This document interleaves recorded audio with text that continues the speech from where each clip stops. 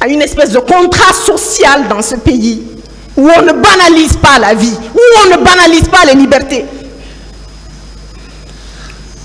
Et je pense que les accusés ici l'ont compris. Ils ont droit à une défense, ils ont droit à des avocats, ils ont le droit de prendre des notes. Et ce jour, tous ceux qui étaient au stade, qui ont perdu la vie, avaient des papiers, des pancartes. C'était ça leur arme. Et c'est ça l'arme de la citoyenneté, Monsieur le Président. L'arme du citoyen, ce sont ces mots. Mais on veut refuser à des Guinéens simplement une existence, Monsieur le Président.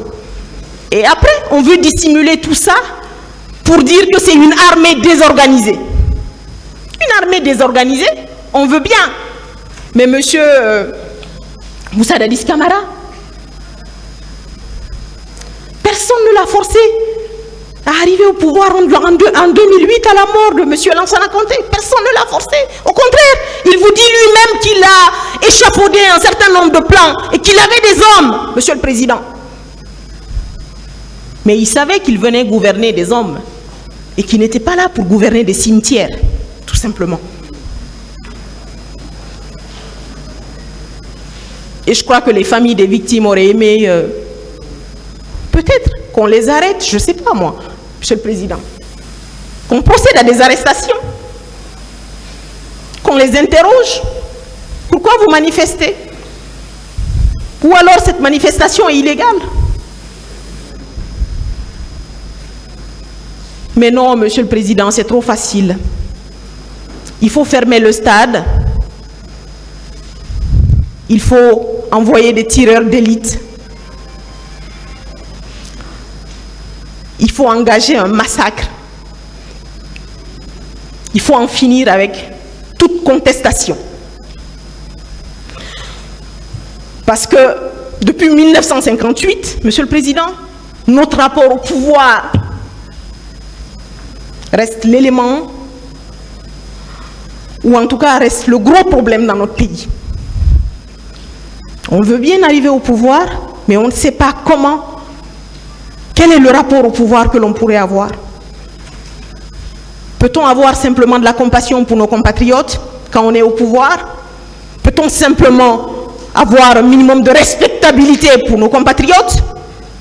Parce que lorsque l'on arrive d'un voyage, ou lorsque l'on voyage et qu'on a toute une armée qui nous accompagne, ce sont les impôts payés par nos compatriotes, par les contribuables guinéens. Et que cette force-là, et d'ailleurs on sent, Monsieur le Président, on sent, Monsieur le Président, que M. Moussa Dadis Camara en parle. Il dit cette foule, cette marée humaine. Il en veut à cette marée humaine. Il en veut à cette marée humaine parce qu'il veut une légitimité. Mais cette légitimité, il ne l'a pas. Et c'est cette marée humaine qui est allée au stade qui a une légitimité, Monsieur le Président. Et c'est cette marée humaine qui fait de tout dirigeant, dans n'importe quel pays au monde, un dirigeant qui a une légitimité. On ne gagne pas une légitimité, Monsieur le Président, en ayant des armes, ou en ayant des hommes, ou en ayant des mercenaires à notre service. On gagne de la respectabilité et de la légitimité qu'à travers le respect que nos concitoyens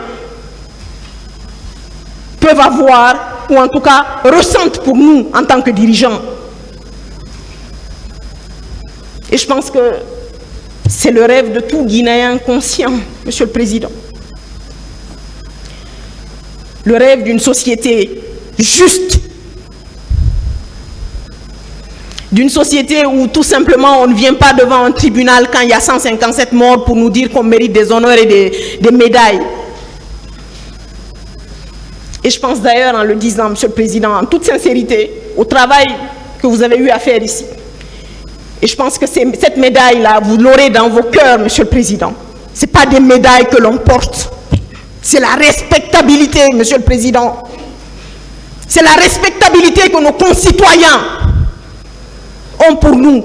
C'est le plus important, Monsieur le Président.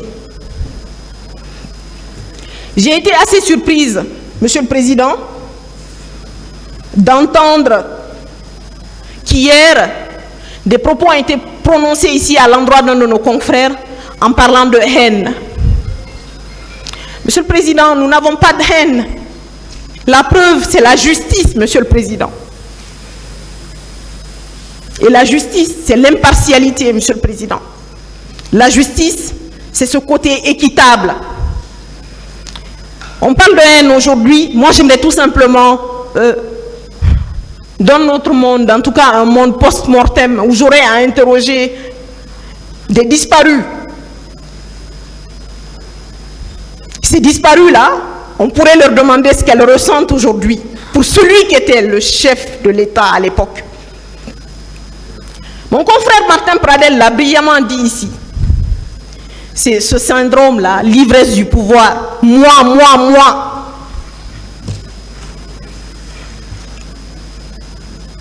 Monsieur le Président, ici, ce qui existe, c'est la Guinée.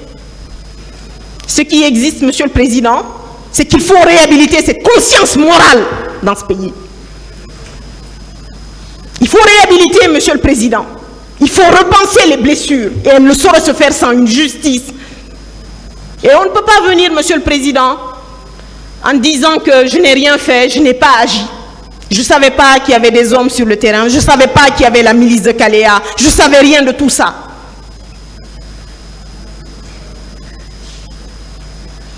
Monsieur le Président, c'est bien dommage.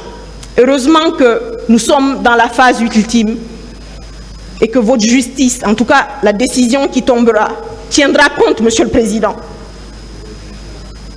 de tous ces éléments qui sont, à mon avis, hyper importants. Monsieur le Président, je terminerai ma plaidoirie sans parler d'un cas particulier qui m'a énormément marqué. Je vais le dire entre parenthèses avant de rendre le micro. C'est le cas d'une victime qui dit qu'il a subi une intervention chirurgicale de la part de M. Abdoulaye Diaby. Mais M. Abdoulaye Diaby, bien évidemment, ne s'en souvient pas. Il ne sait pas trop ce qu'il a fait ce jour-là, Monsieur le Président, et c'est bien regrettable. M. Lamine Sow est venu à votre tribunal, il a dit qu'il a subi une intervention et que le médecin n'a jamais daigné venir lui expliquer comment ça se faisait que cette balle-là n'est jamais sortie de son corps. C'est bien dommage, Monsieur le Président, que des personnes qui ont atteint ce niveau intellectuel, des gens qui ont prêté le serment d'Hippocrate, se soient livrés à ce qu'on pourrait appeler de la loyauté, mais Monsieur le Président, moi j'appelle ça une loyauté criminelle. Monsieur le Président, je vais citer Monsieur Martin Luther King, qui est